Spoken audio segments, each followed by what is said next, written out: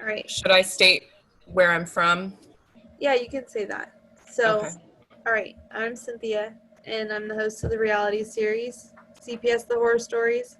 Again, I'm not a social worker or an attorney, but a mom who lost her kids after 2 years of fighting CPS. I did get them back. So, Mandy, go ahead and introduce yourself again. Sorry. You're fine. Hi, I'm Mandy Bunting. I am the mother of two little girls who were kidnapped and stolen from me at the ages of 4 and 6. Um, the way my daughters were taken from me was pretty gruesome. We had two police officers show up, and one officer was an African American officer, and one officer was a white officer. And the way they removed my children is they pushed past me and they came up to their room. My children were playing. It was after school that day. And the white officer grabbed my children by their arms and pushed them out the door. I had no idea that CPS was coming that day with two police officers. And of course, I had no idea that they were coming to kidnap and steal my children ultimately. Now, Um, sorry to interrupt you. Can you tell me why they showed up at your house in the first place? I had filed two domestic violence protection orders against my children's father and his then wife or girlfriend. My daughters had started disclosing to me physical abuse in the spring of 2017. I actually have numerous, documentation regarding my children's disclosures. And of course, my neighbor was outside with us the day that my youngest daughter first started disclosing any abuse. Like, my children were outside in our backyard. My neighbor had her children. My children were playing with her children. And my youngest daughter, at 4 years old, nonchalantly just starts talking about physical abuse, as far as like being burnt on the hand and being locked in closets. Um, so that was the beginning of our story. I had actually, when my daughters started telling me that they were being physically abused, I went down to our local judge, our family judge here, and I explained to the judge that my children were telling me about physical abuse.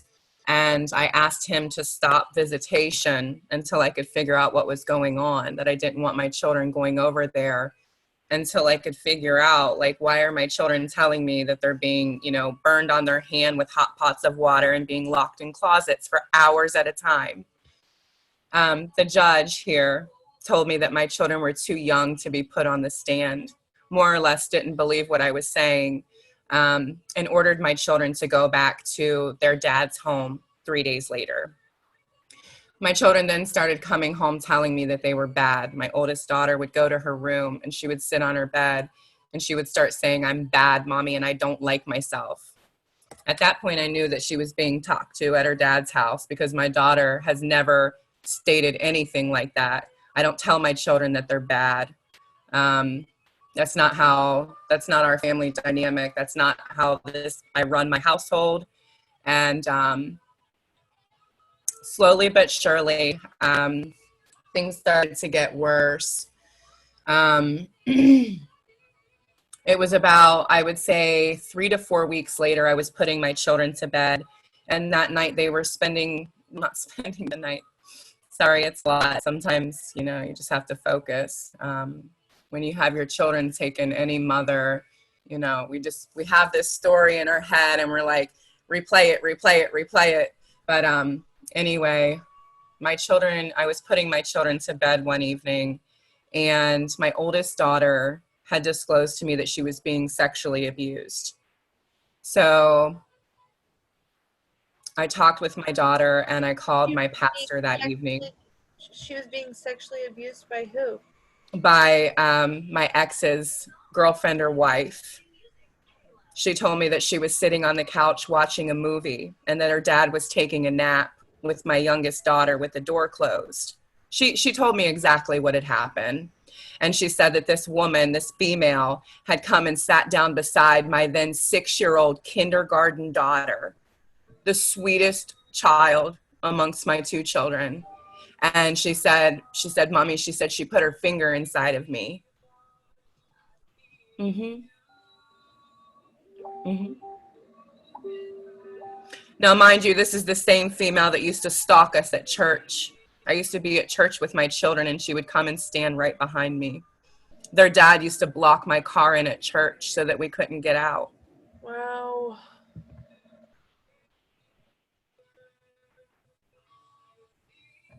All right, go on. I spoke to my daughter, and I hugged her, and I put my children back to bed as they were going to bed that evening. And I called my pastor, and of course, you know, I cried and I asked him what I needed to do. I just really needed counsel, and he has stood by me every step of the way. So he said, Mandy, you need to call the police department tomorrow, first thing in the morning. And I called the police department first thing in the morning. I went down, and I went with my two daughters. And the magistrate came out and spoke to my oldest daughter and asked her what had happened. And my oldest daughter spoke on her own behalf and told the magistrate what had happened to her. And the magistrate issued a DVPO, domestic violence protection order. He also issued one for my youngest daughter as well. I got home that day, and I was advised to call CPS and to bring CPS into the situation. So I called CPS, and they came out immediately and came and interviewed both of my daughters. A man, we can't say names, a man who told me that he had worked for CPS, I believe it was 10 or 16 years, came and interviewed both my children. He concluded that my children had been abused, and he began standing by me through the court proceedings, through the DVPOs. The first two court hearings, now we have 2 domestic violence protection orders issued against their dad and his wife or girlfriend, whoever she was at the time. I go to these DVPO hearings with CPS by my side, with the gentleman that interviewed my daughters, knowing full and well that my daughters were abused or he wouldn't have been there. And neither one of the individuals show up. So the court dates are continued. And I left court that day, went to pick my children up from school, and I had assumed that I was supposed to receive the continued court dates by mail. So I would check the mail, like every day, expecting for the continued court date. And I didn't realize that the continued court dates were in the thick pack of papers that they sent me home with. So CPS came with 2 police officers, and they knocked on my door. I had dinner cooking. My children were in their room playing. My children attended a private school. I was a volunteer homeroom mother. I was a college student. I was in the choir, women's Bible study, music lessons, and I was in church every Sunday. That was our week, our every week. So they came and they knocked on our door, and I was like, what's going on? Why are the police here? And, what's going on? And who I know to be now as the supervisor at the time, she told me that I could shut up or that my kids were going to go to foster care. That's how she told me my kids were leaving. And then all of a sudden, a police officer pushed past me and went upstairs and went into my children's room and grabbed them by their arms and pushed them to the stairs and pushed them out of our home. I walked to the police car and I buckled my children in and I kissed them and I hugged them. I had asked the CPS worker, I said, "Where are you taking my children?" And the worker who interviewed my children said, "We're taking them to your mom's house." She didn't even have a house. It was my mom and my sister's apartment that they had lived together for many, many years, just to share bills. The reason that they said they were taking my children was for failure to protect. So at this point, they believed my daughters so much and had so much evidence that my daughters were abused that because I missed a court date that I didn't know was going on, they came and said, you failed to protect your children, so we're taking your children, despite me not knowing the court date, or I would have been there to protect my children. So as the story proceeds, my children go to my mom's house and to my mom's apartment and my sister's apartment. And from there, it gets a lot worse. I'm now on supervised visitation with my children. Nobody will listen when I say, how do I correct this? How do I make this right? I didn't know there was court that day. How do I make this right? Like, you can't take children from the only parent who's trying to protect them. How do I make this right? And I went down to the magistrate court at 8 o'clock in the morning the very next day, because CPS had come so late. They came at like 5 o'clock. So by that time, the courts were closed. So the next day I went down at 8 a.m. in the morning, and I was just, I didn't know where to go. I didn't know who to talk to. I was just like, I was talking to police officers, and I was talking to magistrates and anybody in the courthouse right there. And I was like, how do I correct this? Like, I missed a court date that I had no idea was going on, and nobody would help me. So I obtained a court-appointed attorney. Of course, I was a single mother at that.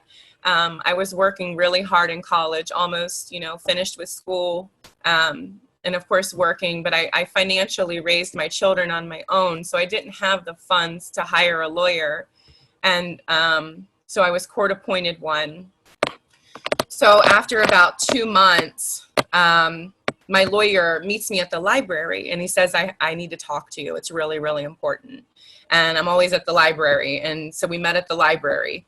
So he pulls up next to me and he gives me a paper, and he said that my mom had come forward and said that my oldest daughter recanted the abuse, and she said it never happened. Now, during that time, I had my children in counseling. As soon as they told me they were being abused, I put my children in counseling through a well-known counseling agency in this town. My children also went to another organization where they disclose the abuse with a detective.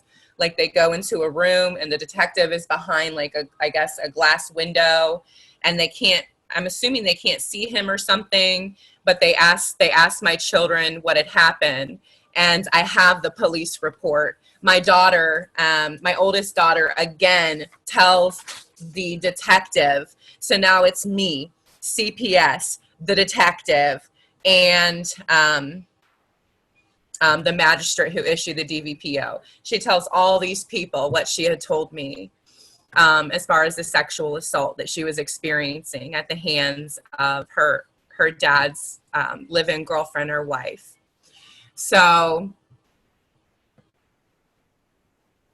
I get this court order that my daughter supposedly had recanted the abuse. And now the court's coming after me saying that I coerced my children to say that they were abused. They said that I coerced my children to say that they were abused. And it got worse from there.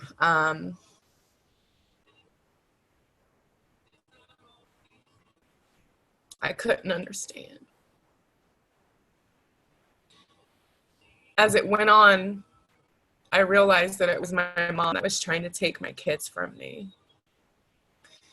So as we proceed with our story, my children were court ordered to go to counseling.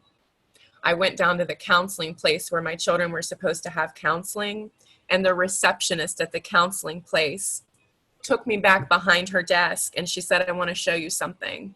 She said, look how many appointments your mom canceled on your oldest daughter. She only allowed her to attend 3 appointments out of, I believe it was 7 or 10. Still didn't understand what was going on. Why is my mom canceling appointments during a crucial time in the investigation?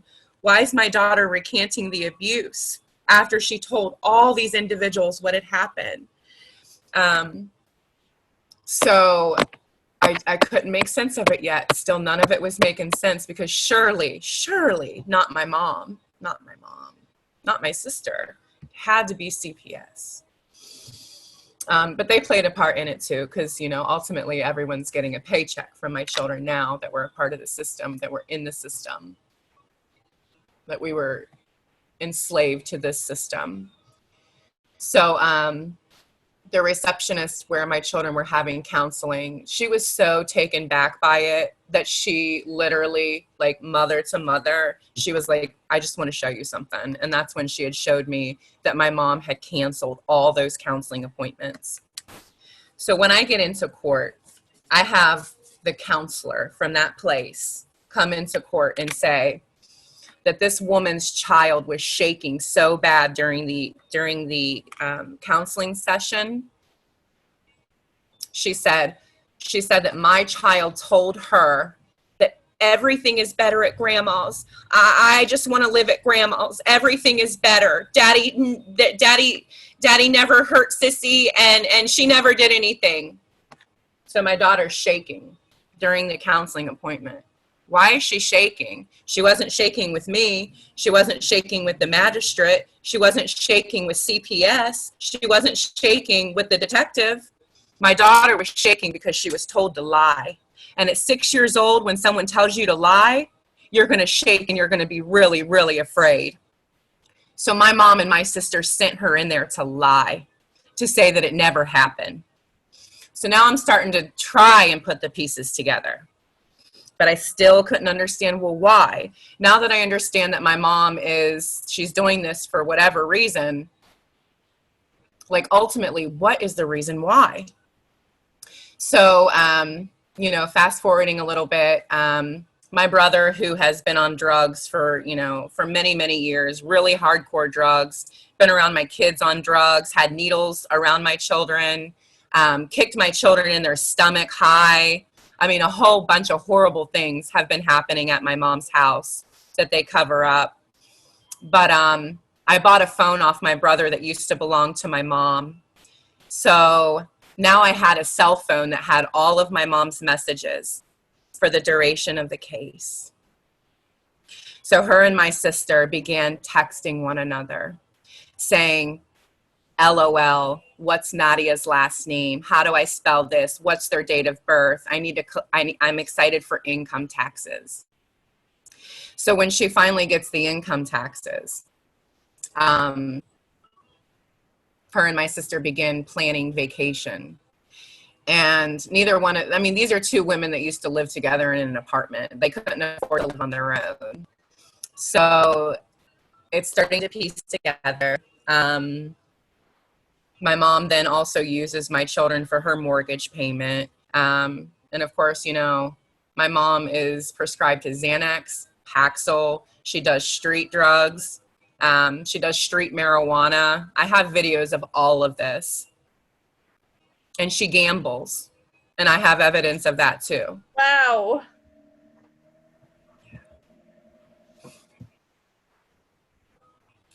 The only thing that they continue to say, I know, that's the face I always make. I'm like, okay, another day. Her and my sister have managed to convince my entire family that I'm like 2 sheets crazy in the wind, like that I can't even think, that I'm lucky that I can walk and talk. I mean, that's how crazy they try and convince other people that I am, despite having 3 psychological evaluations, which CPS suppressed. They never submitted my psychiatric evaluations into the discovery. So CPS was saying that I was mentally unfit to care for my children. My mom's saying the same thing, because everyone's getting paid now. We have CPS, you know, if they can successfully permanently place my children, they get that grant money. CPS gets, you know, a paycheck for as long as we stay in this system. Every court hearing they go to, every time they visit my house, you know, just, I mean, like, we are their paycheck. And then, of course, you know, for my mom and for my sister, it's income tax money, it's vacation money, mortgage payments. I even have messages from my sister that she's sending to Chris, my mom, saying, can I have $2,400 to pay off my credit card bill? When they got my kids and lied to get my kids. So, and of course, you know, I have them all printed out. I have a picture of the phone and the messages and all that. So I wasn't sure like what I needed to share as far as the information on this live. But I have evidence that my mom, when she purchased a house, she began gambling and buying street drugs and doing all this stuff. She needed to take out a loan. So she writes her loan provider and she says, I just bought a house and I'm going to be filing for my grandchildren for taxes. She's looking for another loan. She's always looking for money. And then this of course is the day that it all started. This is my neighbor's witness testimony to my daughter's first disclosure of physical abuse when she said that she was being burned on her hand with hot pots of water. This is my neighbor's statement who was sitting right next to me when my 4-year-old daughter first started disclosing physical abuse. CPS also tried to say that I was on drugs, that I was a mother on drugs. They wouldn't drug test me. They wouldn't tell me where I could go to get drug tested. These two women literally sat at the table across from me and said, we just had an allegation you're on drugs. And I said, well, drug test me. She said, well, we don't have the means to drug test you. And I said, well, where do I go? And she was like, we don't know. So the next thing I know, I'm receiving a report in the mail that says the mother is on drugs, the mother is psychologically unfit, and we have found her guilty of abuse and neglect of her children. I went down to our local, very large hospital and had a full drug examination done, where they also took a 10-year hair follicle, okay? All negative. They suppressed this evidence, wouldn't even submit it to the discovery. So then, there's so much. I had my ex during the entire investigation, during the entire court proceedings. He told CPS that I broke into his home, stole his wallet, re-broke back into his home, and placed his wallet on his bed, all while he was at work. Here's a message of him saying, I never mentioned you. I said whoever took it. Thank God. CPS took that and ran with it.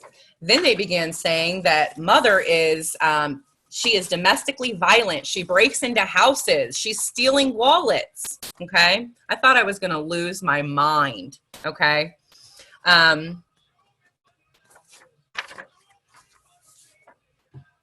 see. I mean, anything and everything that they could have thrown at me, they were throwing at me left and right. And they wouldn't take any evidence. No matter every single thing that they would say about me, I would say, I have evidence that proves otherwise. I have evidence that everything you're saying right now is not even the truth. Nothing that you're saying is the truth. About a year, I would say almost, it wasn't even a year. The guardian ad litem had a MDT meeting with me shortly after my children were taken. Another state worker who was providing supervised visitations was also present.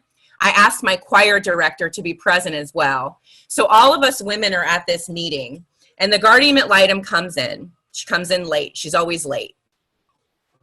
Okay. Sometimes she doesn't even show up to court. So she comes in, and in a room full of women, most of us being mothers, she said, I want her children home before the start of school. I want her children home. I don't want her children around the brother or the mother and my mom, and their dad is going to be is going to have a file or an order against them for failure to protect because my brother was on drugs in the home. He was high on meth and heroin. Who was saying this? The guardian ad litem, the advocate for the children in the case. My children. But, I mean, overall, the guardian ad litem is, you know, she's the advocate for the children in every case. Right, right. So, wow. And I have documentation of that as well. So the very next court hearing where she's supposed to voice this and we're supposed to have my children start coming home, she doesn't even show up. She's not even there. She's not even there. Who's not there? The guardian ad litem.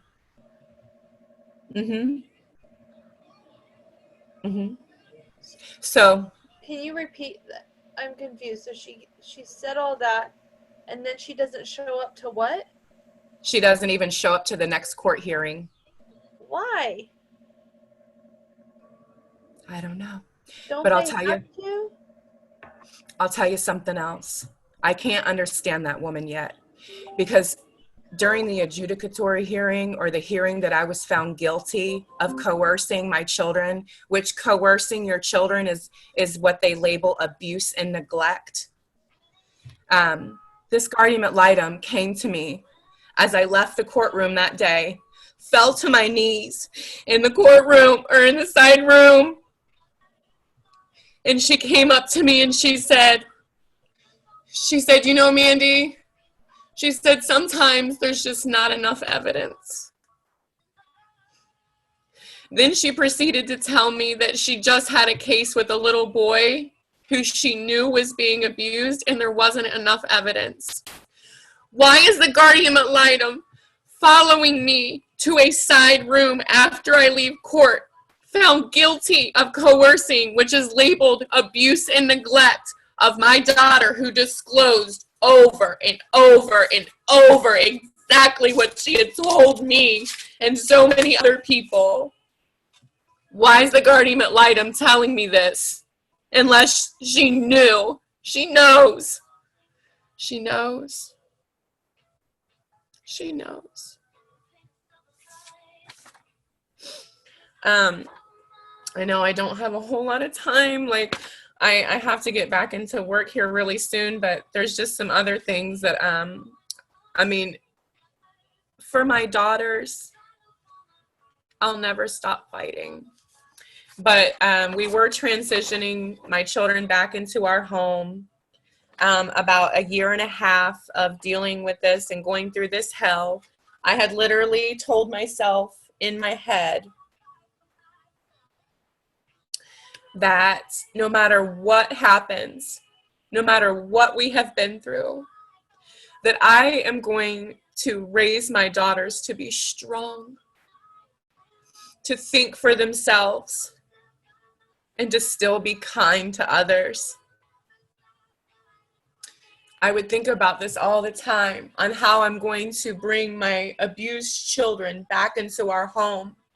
And if I'm a strong enough woman to be able to raise my children, and how exactly we're going to get through this. The strength of a mother.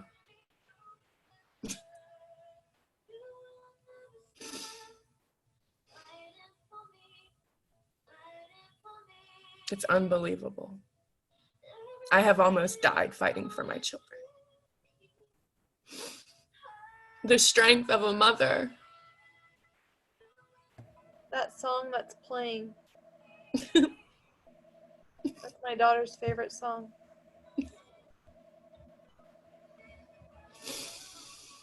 I love this song. It definitely reminds me, you know, I'm the only one fighting for my children. Oh, he is too. So, but about a year and a half, these people were actually going to give my children back to me. And my mom, she then sends me a message and she says, I need you to meet me at the organization. And usually we just do like an even exchange. Like, I come with my children and she's there, and my children are forced to go back with my mom. But we're in transition. Like, I'm on overnight visits, I'm on unsupervised visitation, and I get a message from Chris, and she says, meet me at the organization. So I get there and I'm like, well, what's going on? Why are we meeting here? Like I'm supposed to bring them to your house that my kids are paying your mortgage for. But anyway, I'm supposed to meet you at your house. And I see my mom over in the corner, and she's like this. And I'm like, what is she doing? And the worker comes up to me and she says, your mom is really terrified of you. And I said, what do you mean she's really terrified? But that was when my mom began filing the false restraining orders. And the judge had granted her the false restraining order, despite my mom saying in court, Mandy has never threatened me. Mandy has never physically hurt me. Mandy has never raised her hand to me. Mandy has never said that she's going to harm me. And the judge said, your DVPO is granted. He gave my mom the domestic violence protection order. And I'm still requesting those transcripts to this day. And then, of course, you know, I have these text messages from my sister. I couldn't understand, like, why my sister was being a part of it. Like, I mean, I did things with her, with my children. Like, we would go to church on Christmas, and we had Sunday dinners, and, you know, we were there for each other's birthdays, and, you know, like, we did things together. I mean, she really was jealous of a lot of the things that I was doing in my personal life. But she was still my sister. But she sends me messages and she tells me that she hates me and that she doesn't like me. And at this time, it all happened when I had just turned 31. So I was 30, just turned 31. And my sister was 33. She was trying so hard to have children. She couldn't conceive, like she was trying with her husband to have children. So I came to find out that she hated me so much because she was so envious of me being a mother that she would literally kill me. She would literally have me to die because she wasn't able to conceive yet. I remember when she did get pregnant, she had come over to my home, and this was, you know, during the court case and everything. And she told me she was pregnant, and I said, congratulations. And she looks at me and she goes, well, when are your kids going home? And I was like, now you're ready for them to come home? Like, you literally just sent me into panic attacks with blood coming out of my nose that I couldn't breathe, that I literally took an ambulance to the hospital, that you sent me into such a state of deep depression that I couldn't even think. My children have told me that they were being abused, and you covered all of that up. My youngest daughter has a hernia that they won't even allow her to say that she's in pain. But now my sister's ready to just shove my kids back and say, okay, I'm pregnant now. Your kids can go home. I don't give a damn about your kids. So, yeah, it's been a lot. I do want to read the order that was given to me.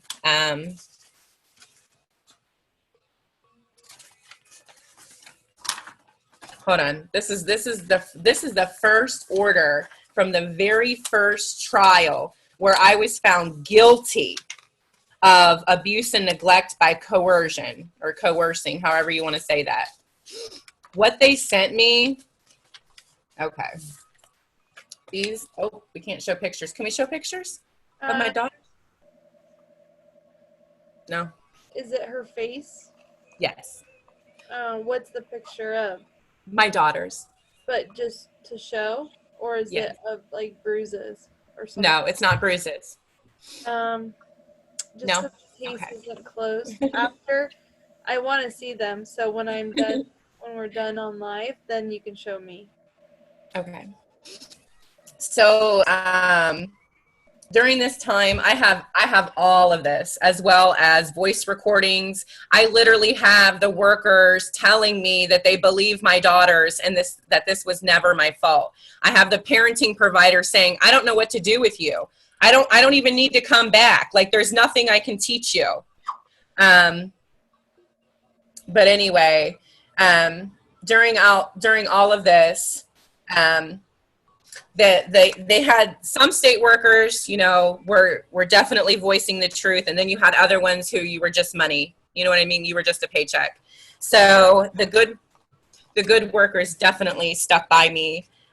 Good people, but they would travel to my home with my children without their car seats at 4 and 6. My children come in a state worker's car, and they're not even in car seats or booster seats. Like, it's a state law for my children to be in booster seats. So the law took my children and doesn't even follow the law. And And then my oldest daughter has had 7 cavities. They weren't brushing their teeth for nearly the first year of being taken from me. 7 cavities in her mouth. My youngest daughter had 4 cavities and had to have a root canal. That's what their dentist said when I called in to pay their dentist bill. Yep, that all happened to my kids too. What happened when you brought up that they're not in car seats or booster seats? Just curious. That day, the judge looked at me and he was extremely upset, and he goes, why aren't they in car seats? And I'm like, if you give me a moment, there's a lot more. It's not just car seats. Just give me a moment to speak to you about what's really going on in this case. What do you say? But anyway, the state worker just started fumbling over her words. And see, that is so annoying because my kids showed up to a visit after they had to drive 45 minutes to get there, and I went down to walk them back to the car and put them in. There were no car seats or booster seats either. And I told my mom, because my mom stole my kids, by the way. I said, where are their seats? What is the rule? Knock on the door, honey. Just a moment. And I said, when I brought it up, I told my mom first, like, I'll go buy the car seats. Don't leave. I could have called the cops on her. Illegal. Do you know what the social workers told me? Huh. That I was just trying to find something, you know what I mean? Like, I was in the wrong for it. Right. But if you drive a 2-ton vehicle going 65 miles an hour, and if it was your children, you would care. I did the same thing. I began buying multiple booster seats for my children. They still would not drive with my children in their booster seats. I actually have record of my mom telling the worker that she's not sending the booster seats for my kids. Your kids are with your mom? They're being passed around between 3 different houses right now. Their dad's 1-bedroom garage apartment with his wife that my daughter told me was sexually abusing her, and their 2 children, and then him, and then my 2 children when they go over in a 1-bedroom apartment. And mind you, he's not even a U.S. citizen. And this court granted him full custody of our children that he never raised. He was a 1-day-a-week dad on Sunday after church. So from 12 to literally the next day at school. And that's if he wanted to spend time with them. It's all been to hurt me. You know, it's the last final abuse through the court system because he was very, very abusive. And, you know, I do have a past of, you know, I mean, the abuse was really, really bad. And for a few years, like, I literally had like an emotional breakdown with him. When I tell you the abuse was bad, it was very, very bad. It was so bad that we lost our 2nd child because of his abuse. So I literally started bleeding.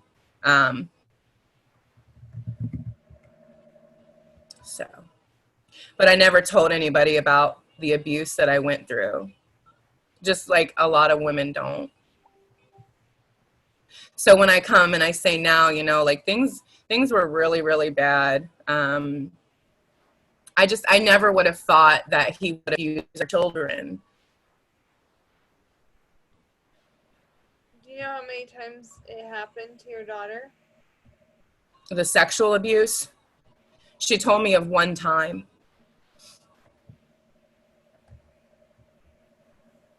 Yeah. But they used to come home and tell me that their bottoms hurt and just weird stuff that you look back and you're like, when they couldn't even talk. Right. You know, like, or my oldest daughter could, but my youngest daughter, you know, she was like 2, 1.5, 2. How long have they been gone from you? 2 years and going on 11 months.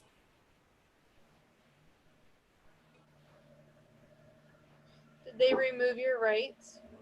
I have my parental rights. They removed my custodial rights. What's the allegation against you? They want me to stop fighting and say I coerced my children.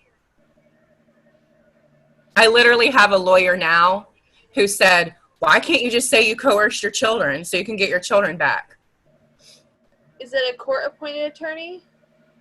I did, yes. I had a hired attorney, and during the last court date hearing where they were deciding whether or not they were going to rip my children from my arms, that they were going to tell me that I'm no longer a mother, that I'm no longer, that I don't have a family anymore.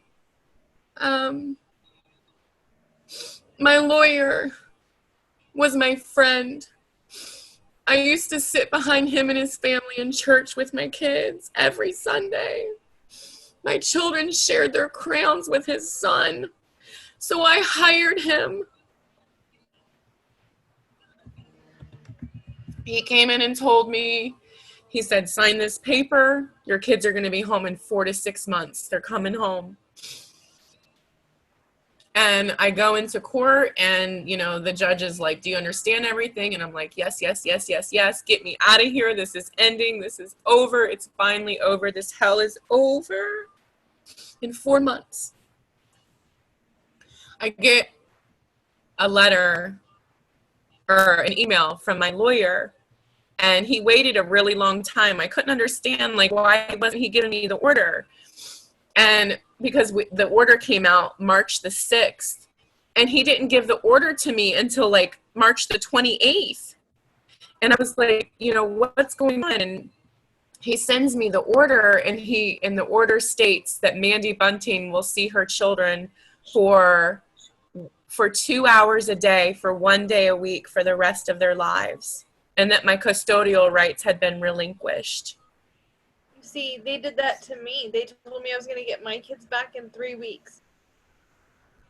And they had me sign away my parental rights as well. That's exactly what happened to me.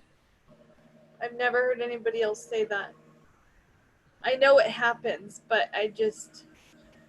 do you have a good attorney right now? No. I had to go back to a court-appointed attorney. No. I lost all trust. You need to reach out to my attorney. To reach out to Vince. Yes, Vince. Sorry, there's another service here in West Virginia. It's called Vance Family Services. And when I received the court order of it saying that I would have 1 day a week for 2 hours with my children, it also stated you must find your own supervised visitation provider and that you will private pay. So I will pay someone to come into my home out of pocket to see my children. So not only did they kidnap my children, but now I have to pay to see my children. So be it. I said, okay, where do I go? Who do I talk to? And I was given the contact for Vance Family Services. So I call this service company, and it's it's in our state capital. It's about 45 minutes to an hour away. And we're talking, and all of a sudden he goes, your case gives me a really funny feeling in my gut. And he hangs up the phone on me. So he won't provide services to me now. So now I can't see my children. But before he hung up the phone, Cynthia, he said to me, my business is a $3 million a year business. It's human trafficking of our children. It's unimaginable. It's unbelievable. It's like, it's unbelievable.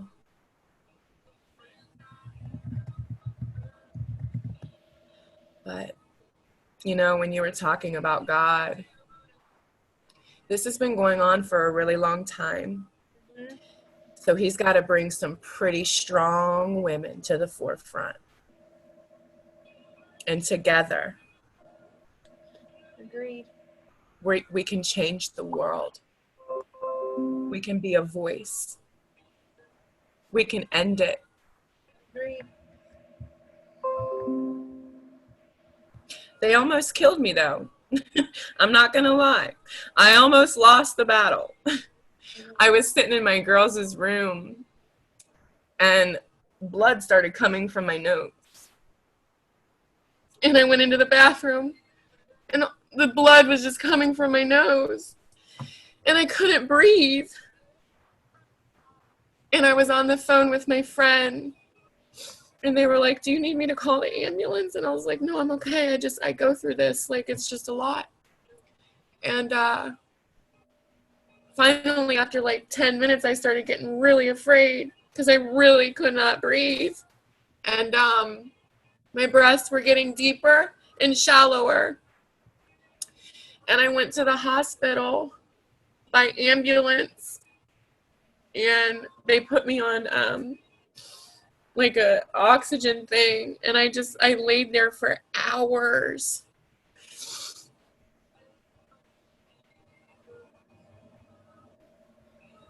So, but to this day, it's not about me ever being an abusive or neglectful mother. I have pages after pages of my children crying hysterically, saying, we want to stay with mommy. Both girls started to cried hysterically for their mother, and every time she would pull away from her, Nadia would block the door from closing and reach for her mother. Mandy each time comforted her daughter as best she could. That was a report from my youngest daughter. Try not to say their names. Oh, sorry. Sorry. I mean, there's multiple reports of my daughters, laying on me, and, like us reading in their bunk bed and not wanting to go. I literally had one worker say, this family is so hard to get out of the door, so. But another thing. Tomorrow night is the radio show. I'd like you to call in and tell a mini version of your story so that Vince can hear it and then suggest or offer to help. Last weekend we had the Save Our Children March, and I met some really amazing women. When we talk to other women and other mothers who have gone through this, and fathers, not so many fathers, but they're still out there. I have met some amazing women, and when the previous story was on with those two amazing women, strong women, her mom had said everything happens for a reason. And I truly believe God knows my character. He knows, he created me, and he knows that I'm going to be a voice. I always tell people about the women's suffrage movement. Those women that weren't allowed to vote, that were looked at as, more or less property. And this was only 100 years ago. That's not that far away. We still have women alive that are 101, 112, 114, 13, Like, we have women alive that went through that, couldn't vote, couldn't have life insurance,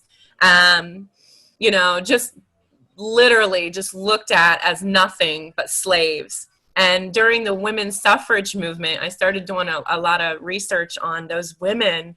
And they used to chain themselves to the city courthouse buildings. They would come together and they would chain themselves to the buildings. And they would be out there and they would starve themselves until laws were changed, And I really, really respect women so much. We are so much stronger than, some people give us credit for. And together we can change the world. Yep. We got to be strong. My children are counting on me, And there are children out there who are counting on us to rise up. Agreed. Agreed. So, Thank you for sharing your but story. I want an update because, well, I want to talk to you tomorrow on the radio show. So ask my assistant when you're done, the number and all that. And then I want an update. Is there any, I want to talk to you for a second after we're done. So is there anything else that you want to share?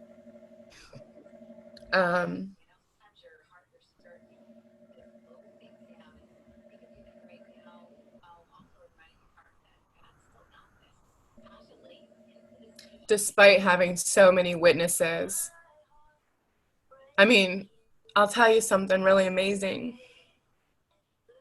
that my friends did for me. During the last court date hearing, when they found me guilty of abuse and neglect through coercing my children, despite the overwhelming evidence that my daughters were abused, I had friends from all over, and they came to the courthouse, and we held hands right in front of the courthouse, and we prayed.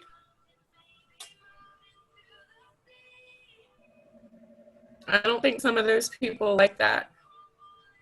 They literally wrote in one of their reports, when they first took my children, because I'm a Christian woman, they wrote, Mandy, they wrote, she has made suicidal threats, and that there is a concern that she may do something to her children as well. She has made comments that she is not afraid to die. She wants to return to God and will be happier in heaven. Because I'm a Christian. Yeah, they said a lot of nonsense about my religion, being Christian as well. Told me I couldn't pray with my kids, I couldn't initiate the prayer. I was forcing them to believe something they didn't want to believe.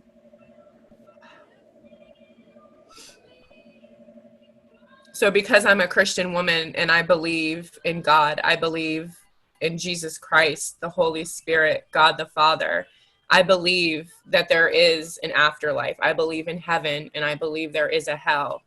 So because I believe all that, they say that I want to die and go to God because I'll be happier in heaven. That sounds psychotic.